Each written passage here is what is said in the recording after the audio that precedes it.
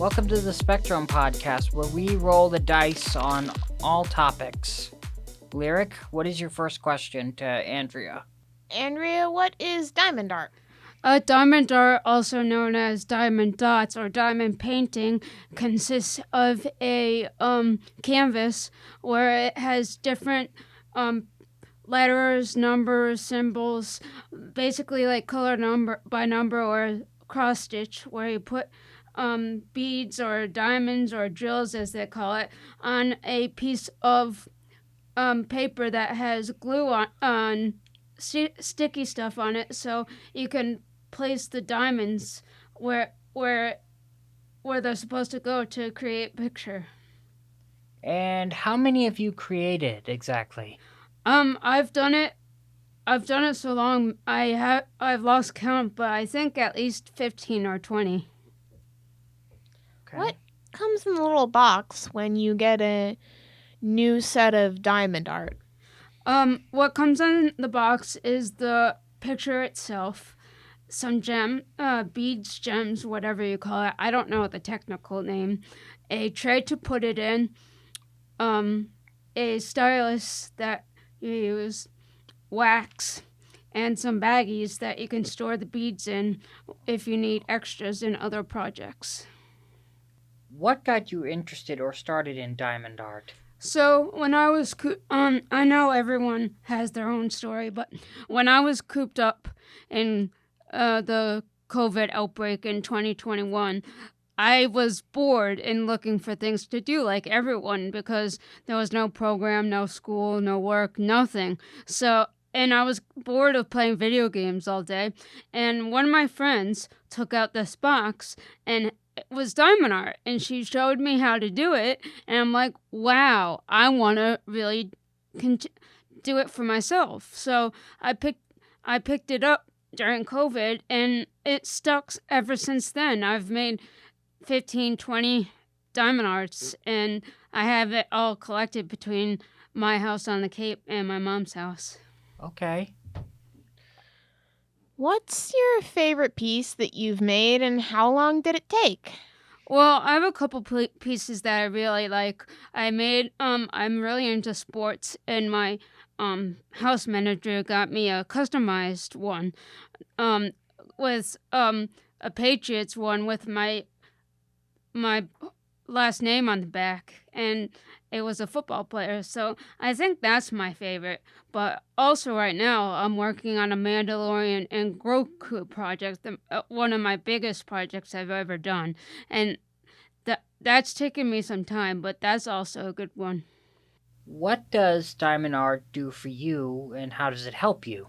So it helps me by taking the stress out of life. When I'm working on my diamond art, I'm not concentrating on the bad things that are going on in my life. I'm just concentrating on diamond art itself. Like if I'm having a bad day or have an argument with roommates or anything, it just gives me an escape, sort of like video games do for some people. And I don't know what other people's coping skills are, but it's an escape from not reality, but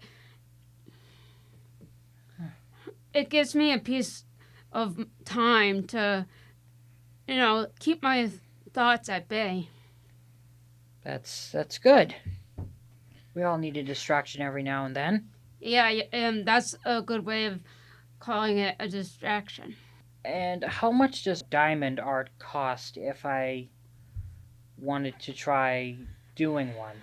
Well, it depends really. You could get small ones for like $10 or $15 at Michael's or Hobby Lobby or Amazon, or there's huge ones that you could do for like $50, $60, $70, $80, but I haven't spent that much money on it because right now I'm only working part-time. Okay. Have you ever thought about maybe designing diamond art as a career?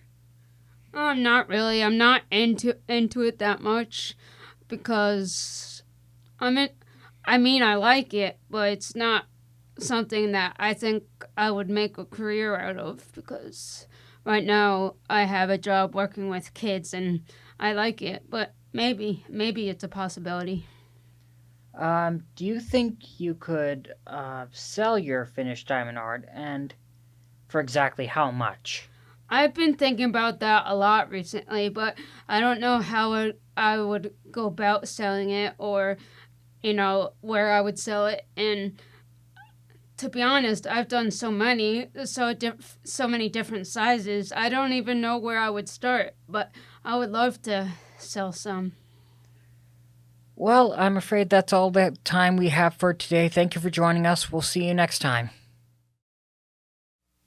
Hello, beautiful people. Welcome to the Spectrum Podcast, where we roll the dice on all our favorite topics. This week's topic, hobbies. So, can you tell us a little bit about your hobby, Jack? Well, my hobby is mostly collecting, figurines, as I call them.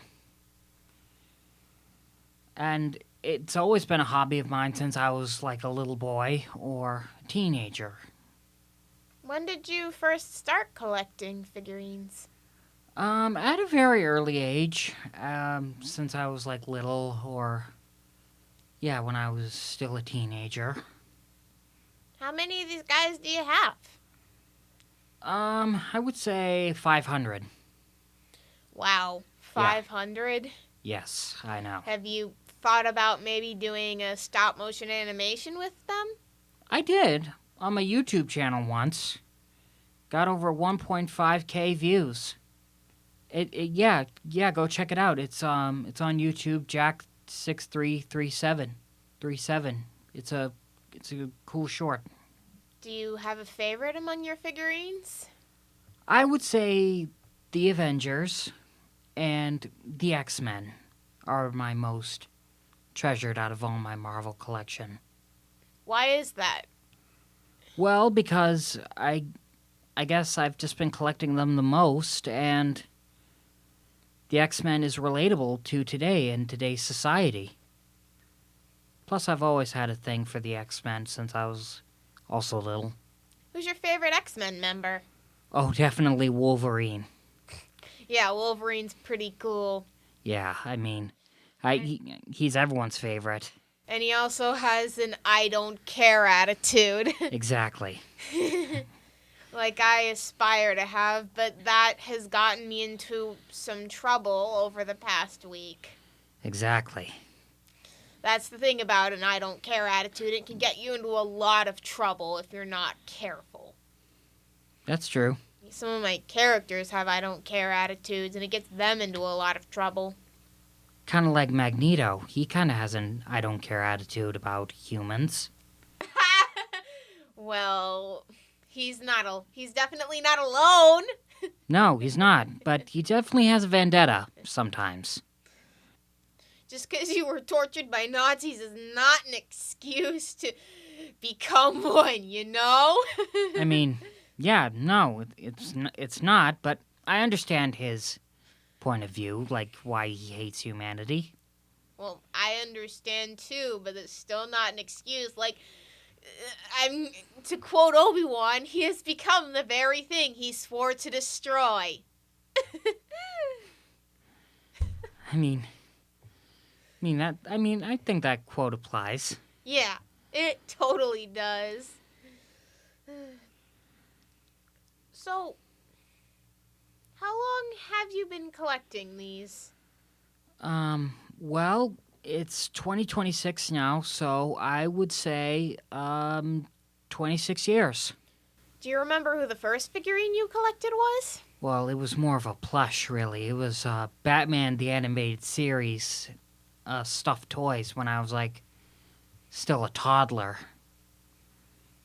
I didn't know it at the time, but they were pretty fun.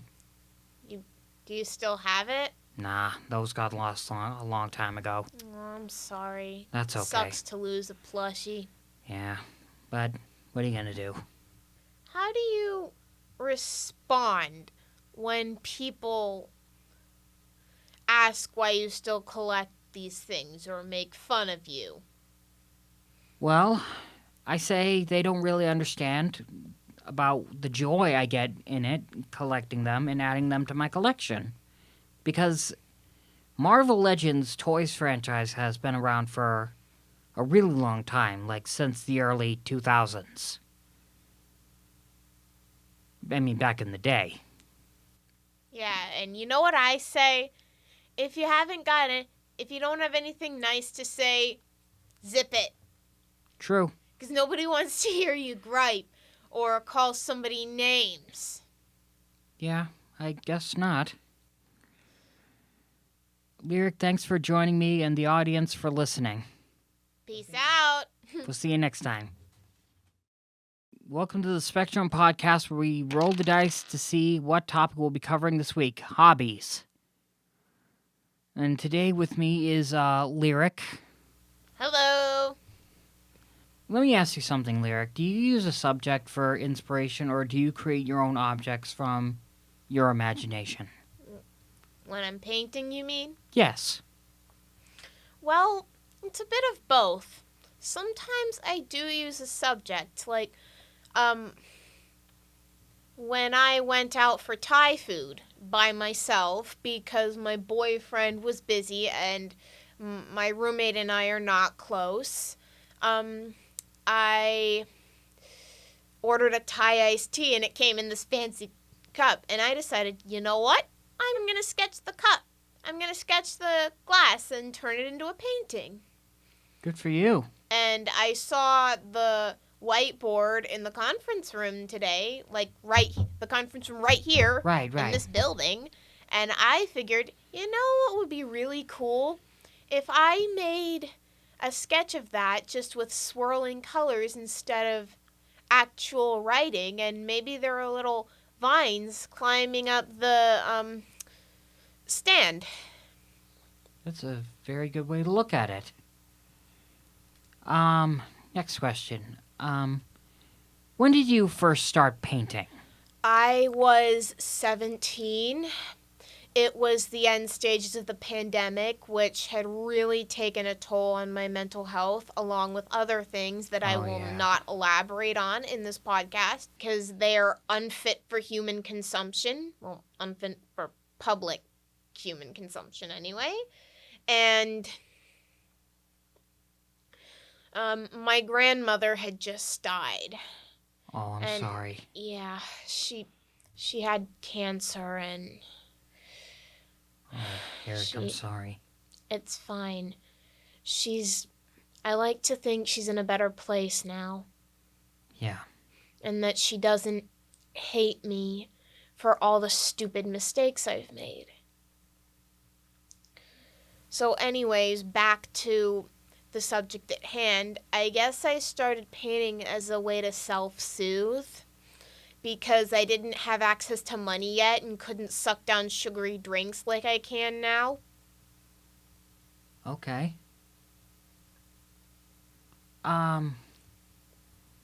What is your long-term goal for your paintings, or rather art? Well, one of my long-term goals is to have my paintings displayed in galleries. I want to become known as an artist, and I am working on it. I'm going to have my paintings displayed at the library this summer. And awesome. Yeah. And the lady was very nice, but she did explain to me that I was going to have to attach some wire to my paintings, which was not fun. I had to go out and buy jewelry wire and a glue gun because I couldn't afford a screwdriver to drill in hooks to attach the wire to, so I had to use a glue gun instead because I'm really stupid with my money. I don't really have much of a choice. I have to be out of the house, and Dunkin's is just convenient, so please don't ask why I have to be out of the house. It's not a subject I want to talk about in this podcast. Of course. And that's also a reason why I would like a little bit of extra income. because I don't think my current income is going to cut it for much longer because my spending habits are spiraling out of control. Ah, I see. So, Do you have anything else you would like to share about your artwork with us? I'm not entirely sure why I still paint, honestly.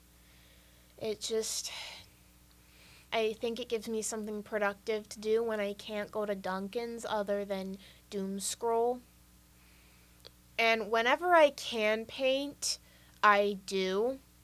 Just, I can't always paint because, again, my home life is not great.